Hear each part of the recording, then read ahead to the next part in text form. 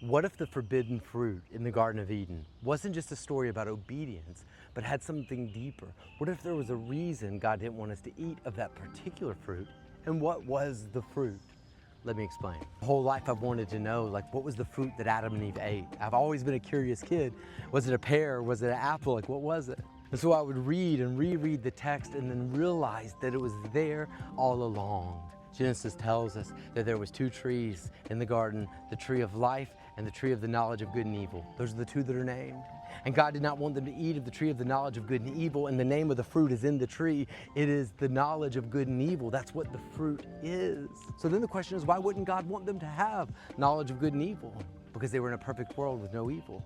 Everything had been deemed good. For 5 days God created and it was deemed good. On the sixth day He created Adam and Eve and called it very good. So they don't need the burden of the knowledge of good and evil, because the burden of knowing there's good and evil is judgment, having to constantly judge whether something is good or bad. And Adam and Eve became bad judges in a perfect world. They looked at their bodies and had to judge, is this good or bad? And they hid them.